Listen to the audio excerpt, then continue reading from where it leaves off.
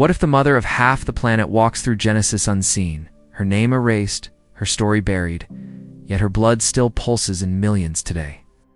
Imagine one forgotten matriarch whose whispered prophecies shaped pharaohs, fueled empires, and ignited a curse so badly twisted that it helped justify centuries of human bondage. Lost scrolls from dusty caves now breathe her name, while fresh DNA studies trace her shadow across Africa, the Middle East, and even ancient Sumer. Scholars clash, legends collide, and every new fragment rewrites the map you thought you knew. Stay with me, because in the next few minutes we'll pry open sealed tablets, expose the real meaning behind the so-called Curse of Ham, and follow a single woman's legacy from Noah's Ark to modern genetics. If you love uncovering the Bible's lost voices, stay with me. This one might change how you read the very first pages of Scripture. The story begins with a puzzle hiding in plain sight. Open Genesis, and you will see Noah gathering his family for the ark. Yet the text slips past for crucial women with a single phrase: your sons' wives. No names, no backstories, just silence. Think about that. Humanity is about to reboot. Every future nation rides those rising waters, and Scripture turns the camera away from the very mothers who will repopulate the world. That gap kept scholars awake for centuries. Some argued the omission protected the women from later idolization. Others said the scribes simply lacked the records. Whatever the reason, the void nudged curious minds toward forgotten scrolls and half-buried legends. It set monks combing dusty libraries, rabbis debating in lamplight, and modern researchers tracking genealogies across continents. Because if the Bible refuses to speak her name, someone else must. And in those cracked manuscripts from Qumran caves to Ethiopian monasteries, a single name begins to surface, spelled in awkward transliterations but bright as sunrise. Naeltamauk. The moment that name appears, the silence breaks. Her sons acquire full color, her homeland gains borders, and the ancient map starts to shift. Yet before we dive into these revelations, remember the scene on the ark. Rain hammering wood, animals restless. For unnamed women standing beside their husbands, bearing the weight of tomorrow. Who was the first to step onto the deck, and what stories did she carry in her heart? The search for her identity is not just historical trivia. It is a quest to restore a missing piece of our collective memory, and it starts right here. The first clear whisper of Noah's unnamed daughters-in-law surfaces in an old manuscript that spent centuries on the margins of faith. Scholars call it the Book of Jubilees. Written in Hebrew long before the Roman Empire reached Judea, then copied in Greek and Ethiopic, it retells Genesis almost verse by verse, but pauses to fill the blanks that bother modern readers. Here the wife of Ham finally receives a name, Naeltamauk. The text places her beside Ham on the ark, records her sons Kush, Mizraim, Put, and Canaan, and labels her the mother of many peoples. Jubilees never made it into most Jewish or Christian canons, yet it gained a sacred place in the libraries of the Ethiopian Orthodox Church. Their priests still chant its passages in JEs, tracing their own lineage back to Kush and to a matriarch they call the Queen of the South. Members of the Beta Israel community, whose roots wind through both Judaism and East Africa, read the same verses for clues to forgotten ancestry. In their tradition, Naeltamauk stands tall, not as a footnote, but as a pillar linking Africa to the story of the flood. Modern historians sift these claims with care. Some see Jubilees as early midrash, a creative expansion meant to answer children's questions about Genesis.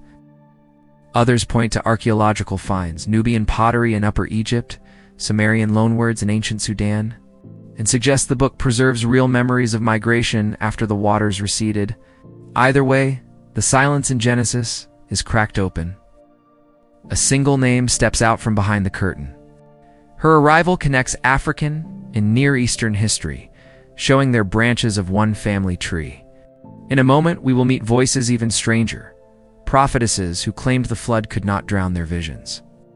Their words turn Naeltamauk from a genealogical note into a woman who shaped destiny itself. Stay close. Travel a little further along the shelf of forgotten scrolls, and you will find a battered Greek collection called the Sibylline Oracles. Somewhere inside its rolling poetry, between visions of kings and earthquakes, another light flickers on Naeltamauk. The oracles claim that every wife who stepped onto the ark carried a spark of prophecy. They lived far beyond the ages we call normal, some reaching 900 years. And during those long seasons, they spoke of empires still unborn.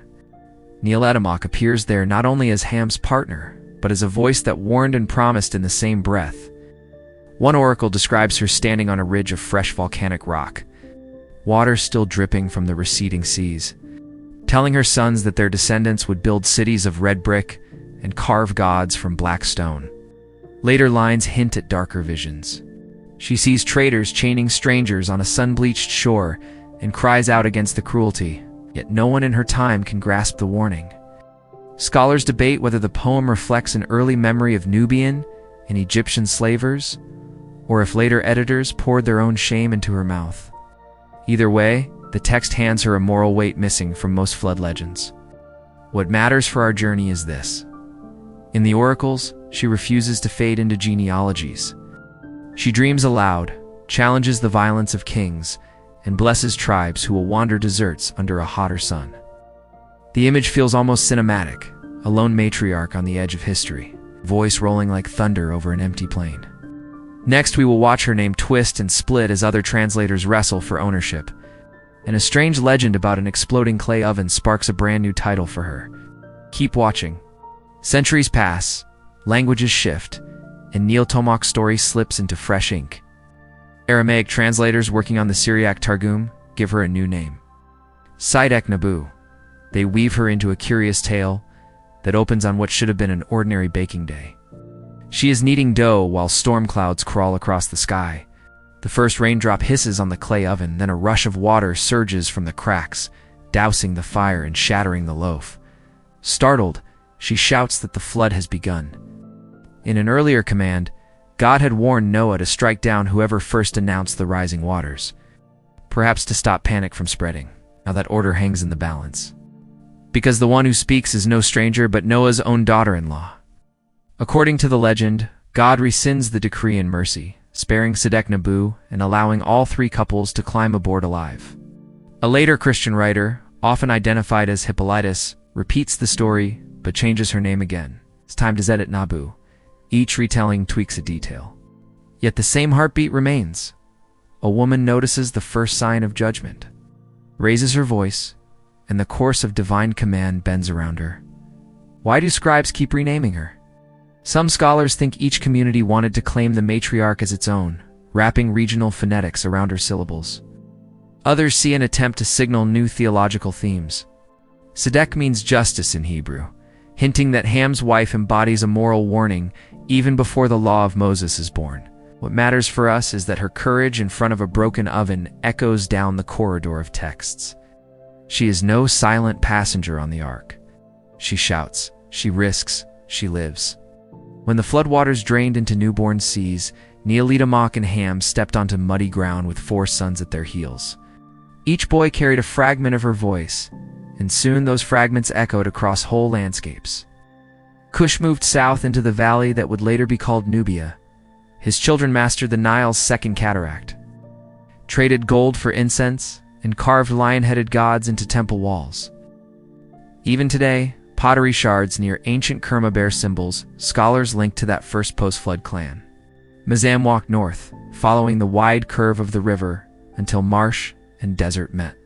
There, his line raised the earliest mastabas, then pyramids, and finally, the bright stone city that Greeks would call Memphis. Egyptian scribes spoke of a primeval monarch named Menes, but some wonder if that forgotten king was once a grandson hearing stories of an ark that saved his grandmother's life.